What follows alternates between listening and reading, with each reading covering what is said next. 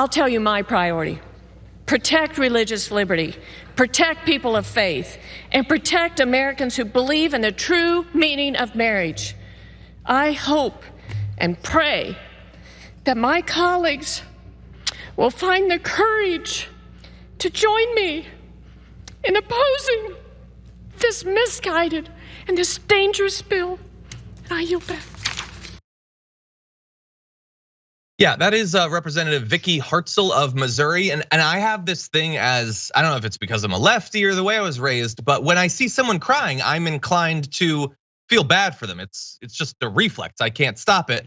But now I'm good. She's the worst because she was crying there, desperately trying to get the House to not pass the already incredibly weak sauce Respect for Marriage Act. Because let's be very clear, Representative Vicky Hartzler so opposes the idea of two people who love each other in a way that she doesn't like being together, that she wants to stop federal recognition of it happening, which would be bad enough, except you have to add in the context that it has been legal for years and years at this point, and she's still breaking down in tears in her fight to stop those people from being together. She's the sort of person that would have told you in advance of the Supreme Court legalizing it that society will crumble if gay people can get married. And despite the fact that she wouldn't be able to point to a single negative consequence of years of uninterrupted marriages happening all over the place, nothing bad happening, only love and people coming together, she's still breaking down in tears. She's not breaking down in tears because of her passion or her values. It is utter weakness. She is broken and can't see what healthy relationships are actually about, and so she wants to stop them from even happening.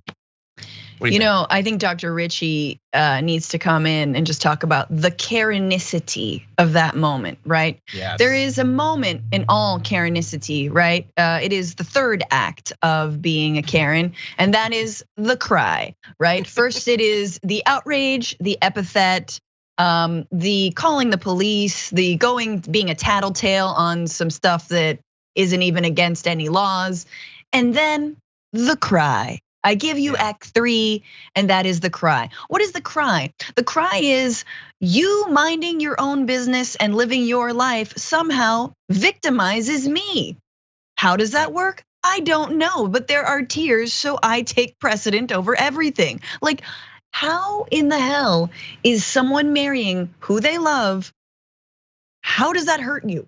How does that hurt you? How does that affect your life?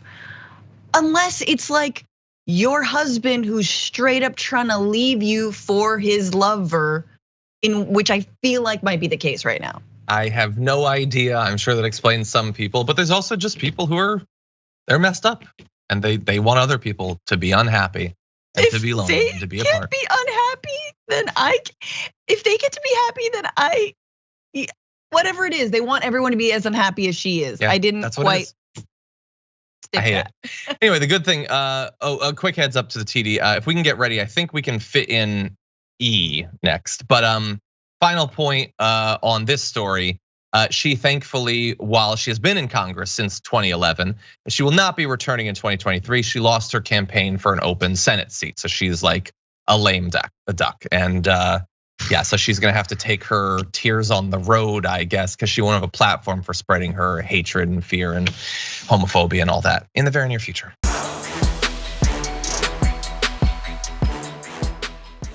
Check out the Damage Report podcast each day, wherever you get your podcasts, whether Pocket Casts or Stitcher or iTunes. You can join me as I give you the news and stories you want, with a range of co-hosts and interview guests jumping in on the fun each day. Again, that's the Damage Report, wherever you get your podcasts. And if you get them at iTunes, don't forget to rate and review. Sometimes I'll read them live on the show.